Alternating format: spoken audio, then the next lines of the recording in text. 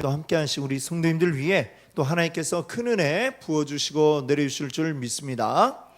네, 오늘 함께한 이 말씀, 오늘 여러분과 함께 나눌 말씀은요, 달콤하지만 쓰다라는 말씀으로 함께 은혜를 나누고자 합니다. 먼저 우리 말씀 듣기 전에 우리 같이 한번 좌우 옆에 앞뒤에 계신 분들과 한번 인사 같이 나눠볼까요? 예, 안 계시면 자 옆에 분들과 있다고 생각하고 자 같이 인사 나누겠습니다. 잘 되고 있습니다. 기도하면 됩니다. 네, 잘 되고 있습니다. 기도하면 됩니다. 오늘 밤 우리 기도하기 위해 모인 이곳에 또 하나님께서 우리에게 놀라운 것들 또 보여주시고 내려주시고 풍성한 은혜 누리게 하실 줄 믿습니다. 자, 우리 계속해서 요한계시록 말씀을 함께 생각해 보고 있습니다. 요한계시록 말씀, 저는 이렇게 이 계시록 말씀을 이렇게 준비하는데 참 좋은 것 같아요. 저 스스로도 사실은 그 이전에 저부터도 요한계시록의 말씀은 거의 읽지를 않았습니다. 그냥 막연히 잘 안 읽어도 되는 책으로 이렇게 생각을 하였습니다. 그래갖고 굉장히 이제 성경 가운데 제일 소홀했고 내용도 잘 이렇게 잘 모르고 그랬는데, 이렇게 여러분과 함께 이 요한계시록의 말씀들을 이제 나누기 위해서 준비를 하고 보니까 참 이게 우리에게 많은 은혜를 또 주고 우리에게 의미가 있는, 그리고 또 우리가 이 요한계시록이 우리에게 소망을 주기 위한 말씀이다 이렇게 여러분께 이야기했잖아요. 정말 이게 우리에게 소망을 주는 그 말씀이구나 이렇게 참 깨달아집니다. 이 말씀을 근데 참 너무 신비로운 말씀이 많다 보니까 참 이단들이 이걸 가지고 악용을 하고 있죠. 분명하게 이렇게 우리 눈에 보이지 않는 것들의 세계를 이야기하기 때문에 이것을 가지고 그냥 멋대로 해석을 해가지고 자기들 좋을 대로, 교주님 좋을 대로 이렇게 하고 있습니다. 그래서 그런 것들에 우리가 미혹되지 않기 위해서도 참 이 말씀을 우리가 성경적으로 제대로 풀이하는 게 또 필요하겠다 이런 생각을 해보고요. 그런 의미에서 참 이 금요일 시간이 또 우리에게 아주 은혜가 되는 것 같습니다. 우리 지금 이제 이 요한계시록의 말씀을 사도 요한이 보았던 네 번의 계시에 따라서 네 부분으로 이렇게 나누어 보았습니다. 지금은 이제 그 중에 두 번째 부분에 해당이 되고요. 이 두 번째에는 또 아주 좀 비중 있는 그런 내용들이 많이 있어요. 특별히 이제 일곱 인 재앙, 또 일곱 나팔 재앙, 또 일곱 대접의 재앙, 이렇게 일곱 개의 재앙의 시리즈들이 이렇게 연속해서 나오고 있고요. 그러다 보니까 이 두 번째 부분이 굉장히 우리에게 좀 두려움을 많이 주기도 하는 그런 부분인데요. 지금 이제 그 내용들 가운데에 지금 이 10장은 우리가 지난번에 보았던 9장까지 해가지고 그 재앙 시리즈 중에 두 번째인 일곱 나팔 재앙 중에 여섯 번째까지를 이제 우리가 보았습니다. 일곱인 재앙이 지나가고 그 다음에 일곱 나팔 재앙 중에 첫 번째, 두 번째, 세 번째, 네 번째, 다섯 번째, 여섯 번째까지 보았어요. 자, 그런데 우리가 일곱인 재앙 때도, 첫 번째로 나왔던 일곱인 재앙 때도 그랬지만 앞에 여섯 개가 나오고 뒤에 일곱 번째가 나오는 그 사이에 다른 내용이 그 가운데 들어가 있습니다. 그래서 이것을 일종의 막장이다 이렇게 이야기를 했어요. 막장이란 뭐냐, 막간이죠. 막장이 아니고 막간. 막간은 뭐예요? 연극할 때에 1막, 그 다음에 2막 하는 사이에 중간에 뒤에서 이제 이 배우들이 옷도 갈아입고 무대 배경도 막 이렇게 교체를 하고 요러는 그 시간, 이 막간 시간이 있거든요. 지금 이것도 하나의 긴 어떤 연극처럼 이렇게 보여진다고 하면 일곱인 재앙이 쫙 나오다가 그 다음에 일곱 나팔 재앙으로 넘어가기 위한 그 막간이 중간에 삽입이 되었었죠. 자, 그 내용이 그 일곱인 재앙의 그 사이에 들어가 있던 막간, 그것이 어디에 나오냐면 7장에 여섯 번째 인 재앙과 일곱 번째 인 재앙 사이에 7장에 나왔었습니다. 근데 이 7장에 주로 다루었던 내용은 뭐냐? 14만 4천이라고 하는 그 내용이 나왔었죠. 14만 4천 명은 어떤 사람들이냐 하면 바로 하나님의 백성들이라고 하는 증거를 나타내는 인을 그들의 이마에 이렇게 쳤다라고 했어요. 그 인을 맞은 사람의 숫자가 14만 4천이라고 했는데, 이 숫자는 그때 이제도 설명을 드렸지만 저 뭐 신천지가 이야기하는 것처럼 1번, 2번, 3번, 4번 해갖고 14만 4천 번까지 딱 세가지고 여기까지다 할 수 있는 그런 숫자가 아니다라고 그랬어요. 이 14만 4천은 상징적인 숫자입니다. 예. 어떻게 지금 전 인류 가운데 뭐 옛날부터 지금까지 14만 4천 명밖에 안 되겠어요? 구원받을 숫자가. 그렇죠? 그리고 하필 그 14만 4천이 옛날에는 아무도 없다가 딱 오늘날에 그것도 요 과천에 있는 그 사람들만 구원을 받겠습니까? 아니죠. 예. 상식적으로 생각해도 아닌데, 예, 그걸 믿고 열심히 하는 사람들 참 너무 안타깝죠.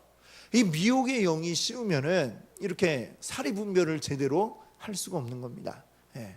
이런 내용이 이제 또 혹시 누가 신천지가 또 보면은 와가지고 또 나를 해코지할지도 모르지만, 예, 보면은 종종 여기 와가지고 막 뭘 우편물을 꽂아놓고 가고 막 그러더라고요.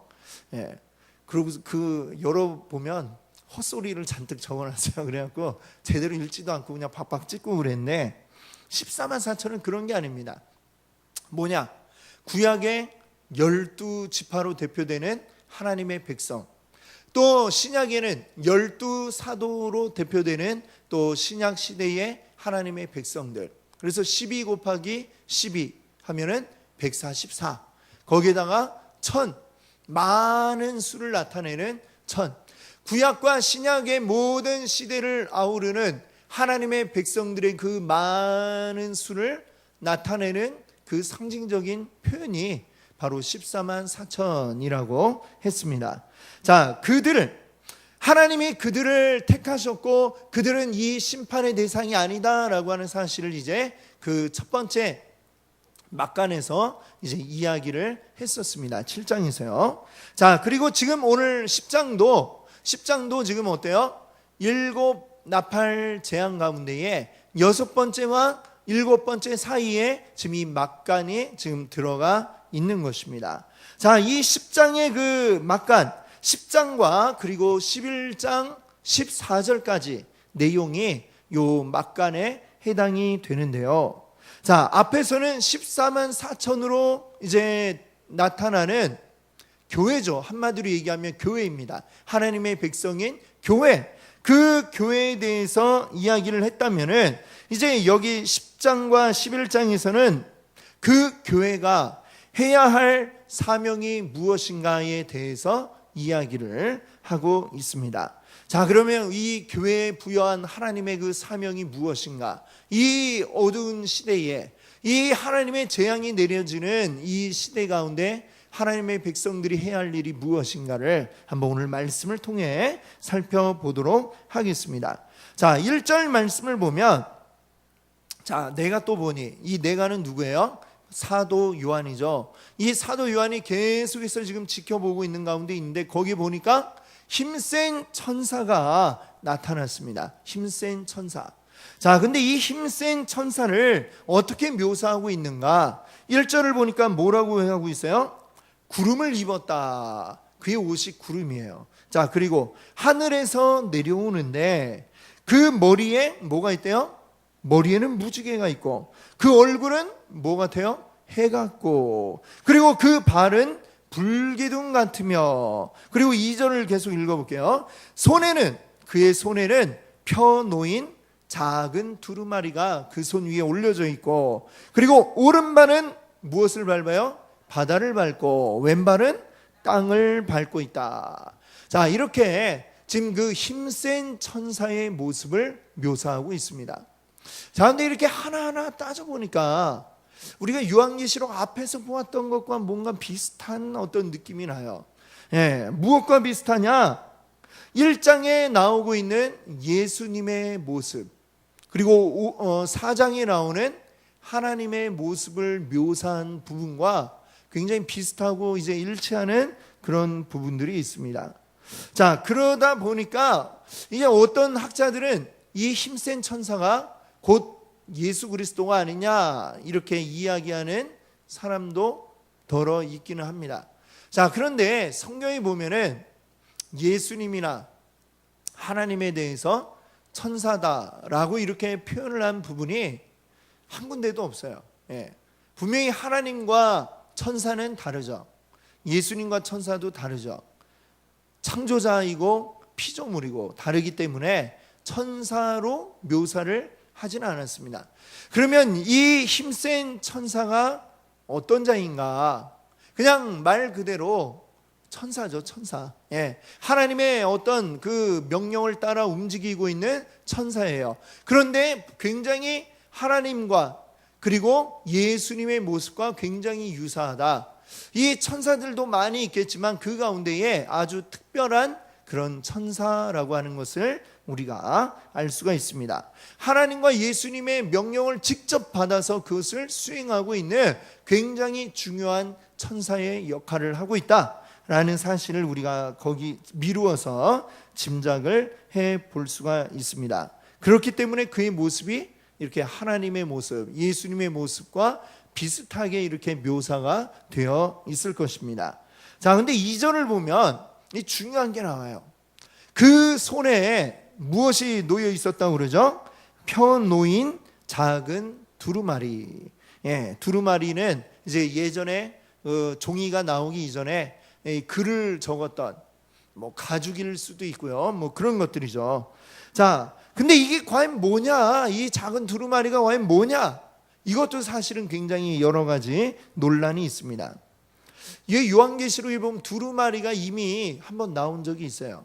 5장에 자, 이 두 번째 요한의 계시에 보면 4장에서 시작이 되죠. 두 번째가 요한이 하늘나라로 이제 딱 올라가가지고 하늘나라 전망대에서 이제 쫙 내려다보는 거예요. 보는데 보니까 그 한가운데에 하나님의 보좌가 있더라라고 그랬어요.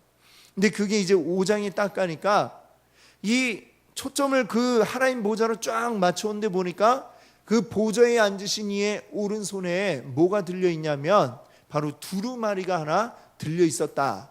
그렇게 5장에 이야기가 되어 있습니다. 자, 그런데 그때에 보니까 이 2절 말씀 보세요. 5장 2절을 한번 보세요. 같이 한번 볼까요? 또 봄에 힘 있는 천사가 누가 그 두루마리를 펴며 그 인을 떼기에 합당하냐. 자, 그 오른손에 들려있던 이 두루마리는 글자가 앞뒤로 빽빽하게 적혀 있다고 그랬어요. 이게 뭐라고요? 바로 우리 인류를 구원하기 위한 하나님의 구원 계획들이 빽빽하게 앞뒤로 적혀 있는 거예요. 그런데 그 두루마리에 봉인이 되어 있는 거예요. 7개의 인이 딱딱딱딱 인이 찍혀 있습니다. 봉인되어 있는 거예요. 그럼 이 인을 누가 뗄 것이냐라고 외치는 자가 있는데 그게 누구였냐면 바로 여기 보니까 뭐라고 그래요? 힘 있는 천사가 이 두루마리의 인을 뗄 자가 누구냐라고 외쳤어요. 그러고 나서 그 인을 누가 떼지 하고서 막 요한이 보니까 아무도 없는 것 같아서 우는데 울다가 보니까 누가 나타났냐면 바로 어린 양이신 이미 죽임을 당한 양 어린 양 예수 그리스도가 등장을 했거든요. 5장에서. 자, 보니까 이 두루마리가 5장에도 나오고 여기 10장에도 나오는데 거기에 똑같이 또 등장하는 인물이 누구예요? 힘 있는 천사, 힘센 천사가 함께 나오고 있습니다. 자, 그러면 이 10장에 나오는 이 힘센 천사가 들고 있던 그 두루마리가 무엇일까? 바로 이 5장에 나오는 그 두루마리, 우리 인류의 구원 계획을 하나님 적어 놓으셨던 그 두루마리, 그 두루마리가 이제 이 10장에 다시 등장했구나.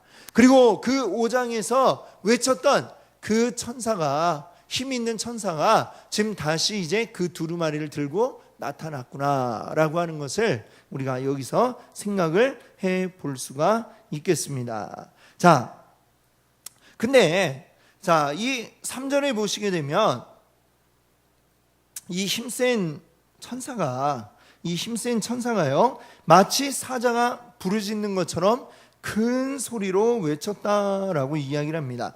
근데 좀 설명을 하나 빠뜨렸네요. 그 5장에서는 이 두루마리가 봉인이 되어 있었잖아요. 근데 이 10장에서는 왜 이게 펼쳐져 있을까요? 그 이유가 뭘까요? 그 중간에 어떤 일이 있었냐면 6장에 이 하나님 우편의 손에 들려있던 이 두루마리를 예수님이 건네받고 6장에서부터 이제 그 봉인을 하나씩 떼기 시작하죠. 그걸 뗄 때마다 이 땅에 재앙이 내리는데 그게 바로 뭐예요? 7개를 뗄 때마다 나타났던 재앙이 바로 7인 재앙이었던 것입니다. 그러니까 지금 요 10장에 와서는 어때요? 이미 그 두루마리에 있던 봉인이 다 뜯겨진 상태죠. 그러니까 이 두루마리가 펼쳐진 상태로 지금 힘센 천사의 손에 들려져 있다. 이렇게 우리가 생각할 수 있겠습니다. 자, 근데 이 힘센 천사가 마치 사자가 부르짖는 것처럼 3절에 보니까 큰 소리로 외쳤다라고 그래요. 자, 그때에 7 우레가 소리를 내어 말했다라고 합니다. 자, 7 우레. 우리 계속해서 보니까 이 7이라는 숫자가 요한계시록에 많이 나오고 있어요. 특별히 재앙이 내릴 때에 7인 재앙, 또 7 나팔 재앙, 또 7 대접 재앙이 이렇게 나오고 있는데 여기도 보니까 또 7번의 우레의 소리가 나더라라고 이렇게 이야기를 합니다. 그래서 아마 이 7 우레도 이 7인 또는 7 나팔, 7 대접과 같은 어떤 재앙이 그때에 내려진 것이 아니냐라고 이렇게 짐작을 합니다.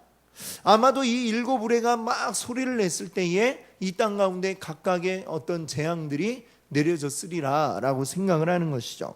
근데 4절을 보면요, 사도 요한이 이 7 우레에 대해서 막 기록을 하려고 하니까 뭐라고 하냐면 7 우레가 말한 것을 임봉하고 기록하지 말라, 이런 소리가 하늘에서부터 들렸다라고 그래요. 4절에 그 이야기가 나오죠. 그래서 요한은 이 7 우레에 대해서는 어떤 내용인지 기록을 하지 않고 그냥 7 우레의 소리가 있었다라고만 이야기를 하고 넘어갑니다. 그러면 왜 이 7 우레는 왜 기록을 하지 말라고 그랬을까? 사실 뭐 그 이유가 뭔지는 사실 모르죠, 우리가. 뭐 짐작을 할 뿐이지만 정확한 이유는 모릅니다. 하지만 여기서 우리가 알 수 있는 게 있어요. 그럼 뭐냐? 이 모든 성경이 요한계시록뿐만이 아니라 창세기로부터 모든 그 요한계시록에 이르기까지의 모든 성경 말씀은 이 다 누가 주신 말씀이죠? 하나님이 우리에게 주신 말씀이죠. 하나님이 근데 이 말씀을 주신 이유가 뭐예요? 이 말씀을 통해서 우리가 하나님을 알도록 하기 위해서 하나님에 대해 알려주고 있는 게 바로 이 성경 말씀입니다. 그러면 이 성경은 하나님의 모든 것에 대해서 다 기록을 하고 있을까요? 아닙니다. 이것은 하나님의 극히 일부분에 대해서 기록을 하고 있죠. 그 하나님을 우리 말로 다 표현할 수도 없고 우리가 다 알 수도 없습니다.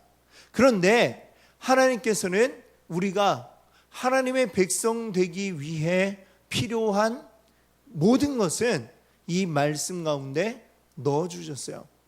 우리가 구원받은 자로 하나님의 백성이 되는데 필요한 모든 내용은 이 하나님의 말씀 안에 다 들어있다라고 하는 것입니다.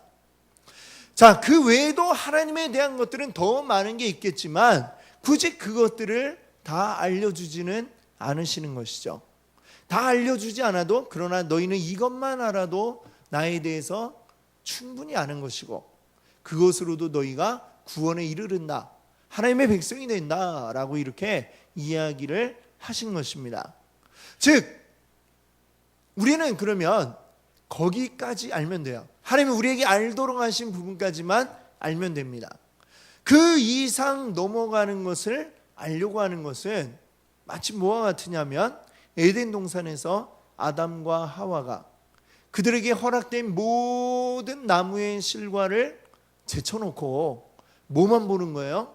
충분히 누릴 수 있는 게 너무나도 많이 있는데 그걸 다 그냥 제껴놓고 뭐만 봐요? 하나님 먹지 말라고 한 동산 중앙에 있는 그 나무의 열매만 쳐다보고 와 먹고 싶어 라고 하는 것과 마찬가지라는 것이죠. 하나님이 우리에게 모든 필요한 것을 이 말씀 안에 주셨으니 우리가 이것만 열심히 파도 사실 우리가 평생토록 이 말씀을 파고 또 파도 그래도 다 알 수 없는 게 이 말씀인데, 근데 사람은 이상하게 자꾸 우리에게 허락된 거 말고 뭔가 금지하면은 하지 마라 하면 꼭 뭐 더 하고 싶은 그런 마음이 있잖아요. 그게 바로 우리 사람의 마음인데 우리가 알아야 됩니다. 하나님이 우리에게 허락하신 것 이상 그것을 뭔가 알고자 하는 그 마음은 우리 인간의 욕심이에요. 욕심이고 욕망은 결국 어떻게 되느냐? 우리를 죄로 이끌어 간다라고 하는 사실을 우리가 기억해야 되겠습니다. 그래서 성경은 우리가 하나님의 자녀가 된 것에 대해서 또 하나님은 어떤 분이신지에 대해서 너무나도 잘 알려주고 있고, 이 말씀만 우리가 잘 알면, 말씀을 제대로 알면 우리 모두가 다 하나님의 백성이 될 수가 있는 줄로 믿습니다. 우리 이 말씀을 더 귀하게 여기고 소중하게 여기고 이 말씀을 통해 하나님을 더 깊이 알아가시는 여러분들 되시기 바랍니다. 아멘. 자, 그러면 이제 그 우레의 그 내용들은 이제 지나가고 이렇게 요한이 딱 봤지만 그걸 적지는 못했어요. 적지 마라 그래가지고 그랬어요. 자, 그러고 나서 이제 보니까 5절을 보세요. 5절에 보니까 내가 본 바 바다와 땅을 밟고 서 있는 천사가 하늘을 향하여 오른손을 들고 이렇게 되어 있습니다. 자, 이 천사가 지금 땅과 바다를 밟고 있다고 그랬는데 더 자세한 표현이 2절에 나와 있었죠. 2절에 보니까 뭐라고 그래요? 오른발로는 뭘 밟고? 바다를 밟고 왼발로는 땅을 밟았다라고 그랬어요. 여러분 이렇게 바닷가에 가보신 적이 있죠? 예. 바닷가에 가서 이렇게 바닷가 착 갔어요. 가고 오른발로는 바다를 밟으려고 하고 왼발로는 땅을 밟고 서 있으려고 하면은 그렇게 되나요? 그렇게 안 되죠. 바다에 가면 뭐가 있어요? 파도가 이제 계속 쳐요. 그러면 파도가 쫙 밀려오면 나의 두 발이 다 바다 안에 있는 것이고, 파도가 또 쫙 밀려가면 또 어떻게 돼요? 우리 두 발이 다 그냥 땅 위로 올라오지. 아유, 어느 사람이 이렇게 쫙 다리를 쩍 벌리고 서 있다 한들 이렇게 둘 다 걸치고 있는 서 있는 거는 불가능하다라고 이렇게 우리가 이야기할 수 있겠습니다. 그러면 지금 이 천사가 한 발로는 바다를 한 발로는 땅을 밟고 서 있다라고 한다면은 이 천사는 얼마나 큰 사람일까요? 아니, 큰 천사일까요? 그렇죠? 그 크기는 뭐 거의 우리가 뭐 정말 굉장히 크지 않으면 그렇게 서 있을 수도 없겠다라고 이렇게 생각할 수가 있습니다. 자, 그러면 여기 이 힘센 천사는 굉장히 큰 어마어마한 거인일 텐데, 자, 그가 밟고 있는 땅과 바다, 이건 뭘까요? 이 지구 모든 게 다 뭐예요? 땅 아니면 바다죠. 그렇죠? 네, 땅 아닌 바다예요. 즉 땅과 바다를 다 밟고 섰다라는 건 이 온 세상을 다 밟고 서 있다라고 하는 그런 의미로 우리가 생각할 수가 있겠습니다. 그래서 바다와 땅을 다 발로 밟는다는 것도 뭐예요? 딱 내가 밟으면 이게 뭐예요? 내 땅 이렇게 되는 거죠. 즉 이 땅과 바다를 이 천사가 지금 지배하고 있는 힘이 있다라고 이렇게 나타내 보여주는 것입니다. 그러면 그가 들고 있는, 그의 손에 들려있는 이 두루마리라고 하는 것도 역시 뭐예요? 이 온 세상, 바다나 땅이나 모든 이 온 세상에 관계된 메시지를 기록한 것이구나 라고 알 수가 있습니다. 우리는 물론 알고 있죠. 이 앞에 나왔던 그 5장에 나오는 두루마리와 이 두루마리가 같은 두루마리라고 한다면 이 온 세상에 대한 하나님의 구원의 계획이 적혀져 있는 두루마리구나 라는 것을 알 수가 있습니다. 자, 그리고 그 천사가 이제 그 두루마리를 들고 바다와 땅을 밟고 서서 이제 뭐라고 외치나요? 6절에 보면 이르되 지체하지 아니하리니. 6절의 마지막 부분에 있죠. 이르되 지체하지 아니하리니. 자, 무엇을 지체하지 않는다는 얘기예요? 더 이상 뒤로 미루지 않겠다, 뒤로 더 질질 끌지 않겠다라고 이야기를 합니다. 그러면 무엇을? 자, 지금까지 요 10장 앞에 9장까지 어떤 내용이에요? 6개의 나팔 재앙이 내렸습니다. 그러고 나서 지금 이 천사가 딱 등장을 했어요. 그러니까 이 천사는 지금 뭘 얘기하는 거겠어요? 7번째 나팔, 이것을 더 지체하지 않겠다. 자, 그 뒤에 7절 말씀 한번 읽어보겠습니다. 7번째 천사가 소리내는 날 그의 나팔을 불려고 할 때에 하나님이 그의 종 선지자들에게 전하신 복음과 같이 하나님의 그 비밀이 이루어지리라 하더라. 아멘. 바로 7번째 천사의 나팔 이야기를 하죠. 바로 그것입니다. 자, 재앙이 앞에 6개가 나오고 7번째가 탁 내려요. 7번째가 이 재앙의 완성입니다. 말하자면, 그리고 이 재앙들이 전에 또 말씀드린 적이 있지만 7인 재앙이 쫙 있고, 이게 시간 순서에 따라 있는 게 아니라고 말씀을 드렸어요. 7인의 재앙, 또 7나팔 재앙, 7대접 재앙, 이것들이 지금 여기에 적기는 이렇게 순서대로 적어 놓으니까 이게 시간 순서인가 그렇게 생각이 될지 모르지만, 어찌 보면 이것은 하나의 층, 이 지금 예수님 부활하신 이후에부터 다시 오시게 될 그 시간까지의 시간들, 그 시간이 이제 이 네모난 상자라고 한다면은 그 중에 이제 제일 말하자면 점진적으로 이제 강도가 높아지잖아요. 그러면 이 제일 위층이 제일 약한 7인의 재앙, 그 다음에 7나팔 재앙, 그 밑에 7대접의 재앙, 점점 이렇게 내려갈수록 강도가 세지고, 이렇게 갈수록 또 세지고, 그것을 말하자면 이것은 지금 시간의 흐름이 이렇게 되어진다면 그것을 이렇게 나누어서 본 그런 형태라고 우리가 이해할 수 있을 것이다. 이렇게 말씀을 드렸습니다. 좀 굉장히 복잡한 것 같지만 이해하자면 그래요. 그러면 첫 번째 재앙은 이렇게 말하자면 7나팔 7인 7나팔 7대접, 이렇게 이제 볼 수가 있다는 것이죠. 설명을 할수록 더 복잡해지는 느낌인데 그렇습니다. 그래서 이 7나팔 재앙의 마지막 7번째도 곧 무엇을 의미하는 거예요? 세상 마지막 날에 임할 마지막 그 때의 심판을 이야기한다. 이렇게 우리가 이해할 수가 있습니다. 그러니까 이 7나팔 재앙 마지막 임하기 이전에 이 이야기를 하는 것은 더 이상 이 세상의 그 마지막 심판으로 심판할 것을 지체하지 않겠다라는 그런 의미로 이야기를 하고 있는 것이죠. 더 이상 그동안 하나님의 자비로 마지막 그 재앙을 내리지 않고, 말하자면 계속 연기를 해왔던 거예요.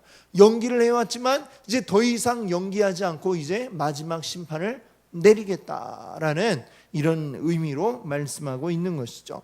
그래서 마침내는 이제 모든 세상의 죄악들이 다 심판을 받게 되고, 그리고 영광스러운 예수님의 재림이 이루어지고, 영광스러운 하나님의 나라가 완전하게 완성이 되는 그때가 가까이 오고 있는 그 모습을 보여주고 있습니다. 자, 그런데 이 무서운 심판에 대한 경고 뒤에 보니까 사도 요한을 초대하는 초대의 메시지가 나오고 있어요. 8절부터 이제 보면 그 내용이 나오죠.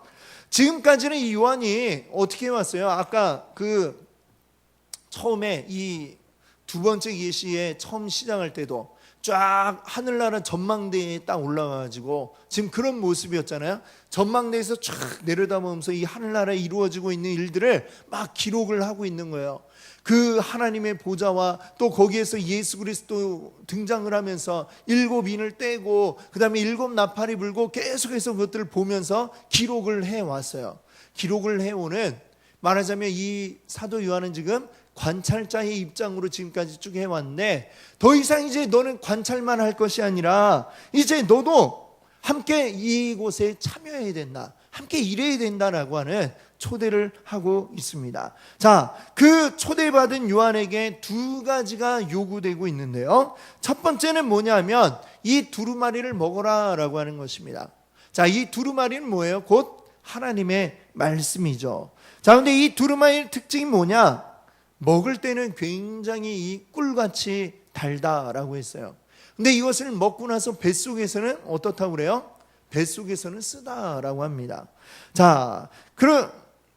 그 이야기를 그게 이제 첫 번째 요구이고, 두 번째 요구는 뭐냐면 11절에 보시면은 11절에 뭐라고 말합니까? 그가 내게 말하기를 내가 많은 백성과 나라와 방언과 임금에게 다시 예언하여야 하리라 하더라. 다시 예언하라 라고 이렇게 말씀하고 있습니다. 자, 여기서 한번 아까 첫 번째 요구했던 그 말씀을 먹으라를 한번 생각해 볼게요. 말씀이 입에는 단데 배에서는 쓰다. 이게 무슨 얘기일까요? 자, 이 하나님의 말씀에는 양면성이 있어요. 어떤 양면성이냐? 그 말씀을 받아들일 때 그것은 너무나도 정말 꿀처럼 달콤하게 우리에게 다가옵니다. 말씀에 기쁨이 있어요. 즐거움이 있어요. 자, 그런데 이 말씀을 먹고 우리 뱃속에서 소화를 시키죠. 소화를 시키면 그거는 뭐예요? 우리가 소화를 시키면 어때요? 내가 먹은 음식이 완전히 내게 되는 거죠. 거기에서 에너지를 쭉 소화시켜서 그 에너지를 뽑아내서 내 걸로 만드는 과정, 이게 소화시키는 건데, 말씀을 먹고 내 걸로 만드는 이 과정, 이게 뭐겠습니까? 이 말씀을 우리가 먹으면 그냥 내게 되는 게 아니죠. 이걸 내 걸로 소화를 시켜내야 하는 거예요. 말씀이 내 것이 되어야 하는 것이죠. 말씀이 내 것이 된다는 것은 뭐냐? 말씀이 내 안에서 완전하게 소화가 되고 내 것이 되어서 그 다음에는 뭐예요? 내가 말씀대로 살아가져야 된다라고 하는 것입니다.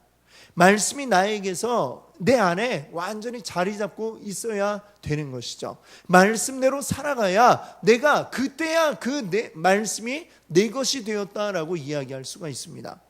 원수를 사랑하라. 이 말씀을 우리가 들어서 너무나도 잘 알고 있죠. 그러나 원수를 생각하면 막 속에서 막 불이 치밀어 오르고 그냥 막 욕이 막 입에서 튀어나온다. 그러나 아직 그 말씀이 내게 되지 않은 것이겠죠. 이 말씀이 완전히 내 안에 들어와서 내 것이 되는 그 과정, 그 과정은 굉장히 어렵습니다. 어렵죠? 쉽습니까? 어떻게 원수를 사랑할 수가 있어요? 우리가 사람의 감정은 원수를 사랑할 수가 없습니다. 원수 생각만 해도 이가 뿌득뿌득 갈리고 생각하기도 싫죠. 자꾸 막 화가 나니까. 그게 원수 아니에요? 원수를 어떻게 사랑합니까? 이거는 인간으로서의 어떤 그것을 뛰어넘으라는 이야기입니다. 이게 어떻게 가능합니까? 여러분, 그래서 이 말씀대로 산다는 것은 말씀을 들을 때는 너무 기쁨이 있고 와, 좋아, 은혜다 이렇게 되는데 이대로 살아간다는 것은 사실 우리에게 어마어마한 고통을 안겨다 주는 것이죠. 오죽하면 바울이 뭐라고 그랬어요? 나는 날마다 죽노라 라고 이렇게 이야기를 합니다. 나를 날마다 죽이지 않고는 이 말씀대로 우리가 살아갈 방법이 없는 것입니다. 말씀이 나의 안에 들어와서 말씀이 그냥 내 안에 들어온 그 상태로만 한다면은 마치 예수님 그 씨 뿌리는 비유에 있잖아요. 돌짝밭에 뿌려진 그 씨앗, 말씀이 딱 들어와요. 뿌리를 살짝 내려요. 근데 돌이 있어가지고 뿌리를 깊이 내리지 못해요. 그러면 어때요? 햇볕이 좀만 쨍 하고 내려지면 조금만 어려운 일이 있어버리면은 그 뿌리가 그냥 말라 비틀어 죽어버립니다. 열매를 맺을 수가 없어요. 이 말씀이 내 안에 들어와서 온전히 심기려면 나의 위에 마음밭 위에 덮고 있는 이 돌들을 다 갈아가지고 치워버리지 않으면은, 그 작업을 내가 날마다 하지 않으면, 날마다 나를 죽이는 이 작업이 이루어지지 않으면은 말씀이 내 안에 뿌리를 내릴 수 없고 열매를 맺을 수가 없다는 것입니다. 우리가 아까 불렀던 찬양이 있죠. 내가 주인 삼은 모든 건 내려놓고, 내 안에 내가 주인 삼고 있는 이 모든 것들을 우리가 내려놓지 않으면 주님이 우리의 주인 되실 수가 없고, 그리고 우리는 온전히 우리 안에 이 말씀을 내 것으로 만들 수가 없고 열매를 맺을 수가 없는 것입니다. 아직도 내 안에 있는 주인 삼은 이 모든 것들, 돈, 명예, 권력, 또 내 가족, 이 모든 것들을 내가 내려놓지 못하면, 주님보다 그것들을 더 사랑하고 있으면, 주님 사랑합니다 입으로만 사랑하고 나는 아직도 돈을 더 사랑하고 있다면, 그렇다면 나는 여전히 아직 이 말씀이 내 안에 들어와 소화가 되지 못한 상태라고 하는 것입니다. 근데 그게 얼마나 이게 어려운 일입니까? 나는 이전에 그렇게 살아왔고 지금도 그렇게 살고 있는데 이게 더 좋은데 이걸 갑자기 다 버려라. 어떻게 버립니까? 그러니까 너무나 힘이 드는 거죠. 고통스러운 과정이 우리 안에 일어나야 하는 것입니다. 근데 이 고통이 있어야 그 말씀이 내 안에 들어오는 것이죠. 내 입에 꿀처럼 달았던 그 말씀이, 이 고통의 과정, 나를 날마다 죽이는 이 과정을 통해서 온전하게 이 말씀이 내 안에 소화가 되는 줄로 믿습니다. 자, 너무 어려운 일이죠. 근데 이게 정말 일생에 그냥 딱 한 번 했어, 그걸로 끝나는 게 아니라는 거예요. 바울이 뭐라고 그랬어요? 나는 옛날에 나를 죽였었어, 뭐 이렇게 얘기한 게 아니라 날마다 내가 죽노라라고 이렇게 이야기합니다. 바울이 얼마나 대단해요. 우리랑 비교도 안 되게 대단하잖아요. 근데 그 바울도 날마다 나를 죽인다라고 이렇게 고백을 하고 있습니다. 굉장히 어렵고 힘든 일임은 분명합니다. 그러나 우리가 그렇게 해야 하나님의 말씀이 우리 안에 온전히 들어와 열매 맺는다는 이 사실을 여러분 기억하시기 바랍니다. 그래서 그러니까 이 말씀이 내 안에 들어오면 이게 쓰다라고밖에 이렇게 표현할 수가 없는 것이죠. 쓰지만 우리 그 단 열매에 우리 먹으며 우리 기쁨으로 우리 안에 날마다 나를 죽이며 말씀을 온전히 내 것으로 이루어 가시는 여러분 되시기 바랍니다. 자, 또 이 쓰다고 하는 이 표현을 우리가 또 다르게도 또 이해할 수가 있습니다. 11절 마지막 절에 보면 무엇을 요구하고 있습니까? 지금 요한에게 다시 예언하라 라고 이렇게 이야기합니다. 하나님의 말씀을 누구에게 예언하라고 그래요? 많은 백성과 나라와 방언과 임금에게, 즉 이 온 세상에게 나가서 외쳐라라고 지금 말씀하고 있는 것입니다. 사도 요한 비롯하여 바로 이 교회들에게 지금 요구되는 것이죠. 이 땅에 지금 재앙이 임하고 있는 이 땅 가운데 있는 주의 백성들에게 요구되는 것이 무엇이냐? 세상을 향하여 하나님의 말씀을 외치고 선포하라라고 하는 게 바로 이 하나님의 말씀인 것입니다. 근데 그것이 쉽습니까? 이것도 쉬운 게 아니에요. 지금 예수님 내가 나의 주님으로 고백한 나도 하나님의 말씀을 내 걸로 받아들이는 게 힘들어서 이것이 날마다 나를 죽이는 작업이 되지 않으면 안 되는데, 생짜인 사람들에게 가가지고 하나님의 복음을 외칠 때에 이게 쉽게 받아들여지겠습니까? 그들의 가치관과 그들의 세계관을 무너뜨리는 작업이 말하자면 이 복음을 전하는 거예요.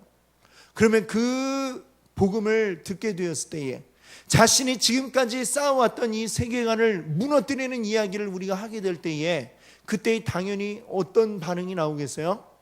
극렬한 저항이 나오게 되는 것입니다. 야, 나는 이게 진리라고 생각하고 있는데 너는 갑자기 와서 무슨 소리를 하는 거야?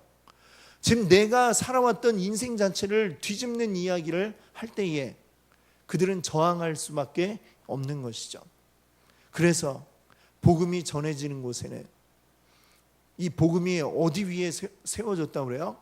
피 위에, 붉은 피 위에 세워졌다라는 그런 이야기를 하기도 하지 않습니까? 복음이 전해지는 곳에 평안하게 아무 일 없이 전해진 역사는 지금까지 한 번도 없었던 것입니다. 수많은 핍박과 박해 가운데에 또 수많은 이들이 피 흘리며 순교하는 그 위에 이 복음이 전파되어서 오늘까지 오게 되었음을 이야기하고 있습니다. 그렇기 때문에 역시 이 과정도 뭐예요? 굉장히 쓴 과정이 될 수밖에 없는 것이죠. 그렇기 때문에 어떻게 보면 참 이 입에는 단데 내가 이 말씀을 받아들일 때 이 생명이 나에게 들어오는 이 기쁨이 있는데 그 기쁨을 온전히 내 걸로 만드는 이 과정은, 또 이 기쁨을 증거하는 과정은 너무나도 쓰고 힘들고 고통스러운 과정임을 오늘 우리가 이 시간에 다시 한번 기억할 수 있기를 바랍니다. 자, 그럼에도 불구하고 쓰지만 달리 얘기하면 또 어때요? 이런 굉장히 달콤한 게 또 우리 하나님의 말씀임을 우리가 기억할 수 있기를 바랍니다. 써요. 굉장히 우리에게 고통을 안겨다 주고 힘이 든 과정들을 우리에게 요구합니다. 하지만 하나님의 말씀은 우리에게 기쁨을 안겨다 주고 생명을 안겨다 줍니다. 너무나도 달콤합니다. 꿀보다도 단, 송이꿀보다도 단, 그게 바로 하나님의 말씀임을 오늘 우리가 기억할 수 있기를 바랍니다. 그 달콤함이 있기 때문에 우리는 쓰지만 이 말씀을 버릴 수가 없는 줄로 믿습니다. 쓰고 쓰지만, 그러나 이 세상 끝까지 우리가 갖고 갈 이 달콤한 하나님의 말씀, 이 말씀의 달콤함을 여러분들 누리시기 바랍니다. 달콤함으로 우리 이 쓴 것들을 이겨낼 수 있는 또한 여러분 되시기를 바랍니다. 우리에게 영광의 그날, 하나님 주 예수 그리스도 다시 이 땅 가운데 오셔서 완전하게 이루어질 하나님의 나라, 그 나라를 소망하면서 이 땅 가운데서 끝까지 지금 비록 쓰고 어려운 그 과정이지만 이것들을 이겨내고 견뎌내며 함께 하나님 나라의 영광에 동참할 수 있는 여러분들 되시기를 바랍니다. 함께 기도하겠습니다.